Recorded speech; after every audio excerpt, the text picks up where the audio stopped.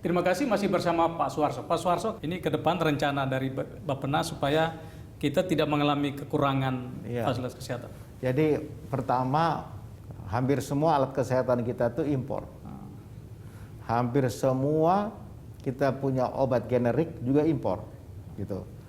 Jadi kita sudah membuat desain ke depan untuk beberapa jenis obat generik itu mau tidak mau, ya feedstocknya itu harus dibuat di Indonesia. Misalnya paracetamol. Paracetamol itu harus dibuat di Indonesia, ya kan. Kemudian beberapa vitamin itu harusnya kita bisa buat di Indonesia. Jadi feedstocknya itu kita sediakan dan kita bentuk. Karena negara-negara di dunia itu kan untuk bertahan itu kan antara lain selain pangan adalah kesehatan. Nah, kesehatan ini yang berikutnya adalah alat-alat kesehatan yang kita buat itu juga memerlukan pembuktian uji coba yang lebih sering dan lebih intens. Contoh, tanpa saya menyebutkan siapa itu, tetapi ada beberapa ventilator yang dibuat oleh kita sendiri kemarin, tapi tidak berfungsi. Ini menurut mungkin karena kesehatan. dibikin cepat-cepat, buru-buru ya. Mungkin karena cepat gitu kan. Orang membuat ventilator kan nggak segampang semudah itu kan. Nah, jadi mungkin juga yang waktu dites itu orang yang sehat gitu. Bagaimana orang yang tidak sehat menggunakan ventilator itu. Jadi ini sektor yang benar-benar bisa membuka peluang usaha yang luas sekali bagi para entrepreneur, bagi para riset dan lain-lain. Karena kalau kita tidak bisa menyediakan sendiri alat kesehatan dan obat-obat generik, tingkat ketergantungannya tinggi dan itu membuat kita menjadi rentan. Nah, kita bersyukur bahwa banyak vaksin yang sudah bisa kita lakukan sendiri, kita buat sendiri di dalam negeri vaksin itu. Nah, tetapi itu pun masih kurang, ya. Kecuali yang terakhir yang PCV itu. Nah, itu yang harganya masih relatif mahal. Nah, kalau rumah sakit itu terbuka untuk masyarakat untuk berinvestasi di rumah sakit. Saya kira itu bagus sekali, dia menjadi peluang, dan apalagi kalau bisa membuat rumah sakit standar internasional jangan di Pulau Jawa, tetapi di timur, pokoknya di berbagai belahan di bumi Indonesia ini sangat memerlukan itu. Apalagi kalau sudah standarnya internasional dan affordable, harganya itu terjangkau, itu sangat amat membantu.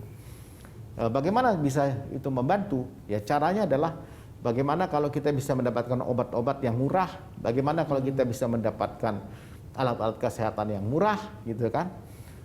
Dan kemudian atau pemerintah akan memberikan insentif, gitu, sedemikian rupa supaya rumah sakit ini bisa beroperasi dengan biaya yang dapat terjangkau oleh seluruh masyarakat.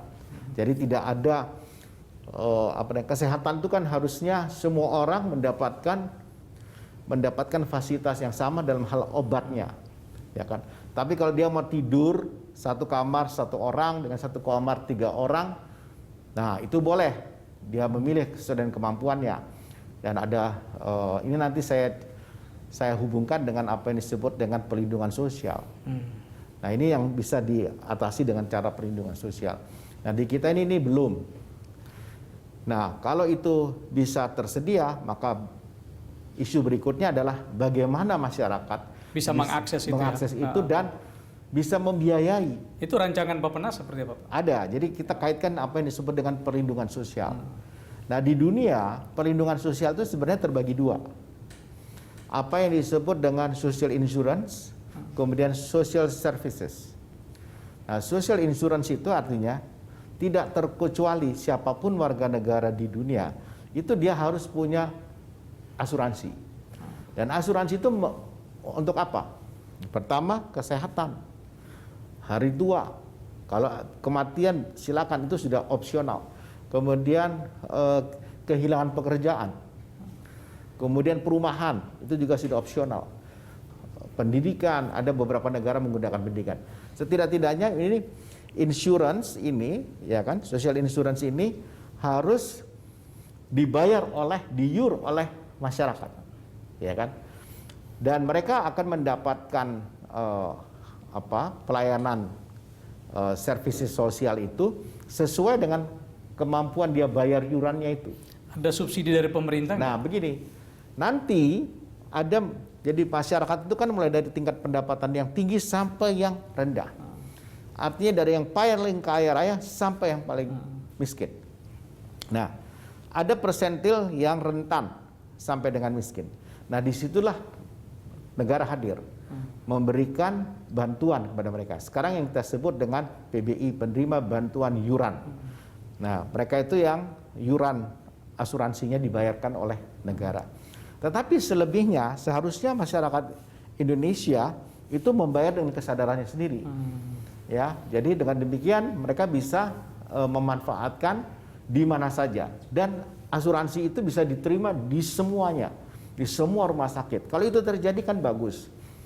Di sisi kiri apa yang disebut dengan social services. Social services itu adalah, itu juga orang dari yang kaya sampai yang miskin akan mendapatkan pelayanan yang sama dari negara. Apa misalnya? Tiba-tiba misalnya rumahnya Pak Claudius atau rumahnya saya roboh atau hancur kena puting beliung. Negara harus bantu.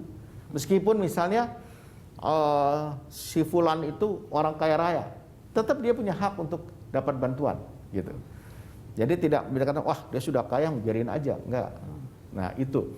Tapi orang yang disabilitas, orang yang sudah tua renta misalnya, kemudian anak-anak, bayi dan sebagainya, itu harusnya mendapatkan pelayanan sosial dari negara, dan dalam hal itu mestinya imunisasi itu. Pak Suharso, problem kita ini kan soal siapa yang berhak. Kadang kan orang menerima bantuan tapi tidak tepat sasaran. Ada yang nggak layak terima tapi terima, ada yang harusnya terima tapi tidak terima. Tapi kita bahas segmen berikut, Pak. Ya. Pemirsa tetaplah di special interview. Kita bicara data ya, tadi idealnya seperti itu. Nah, bagaimana implementasi di lapangan sehingga itu tepat sasaran, Pak? Bappenas sedang mendesain monograf desa.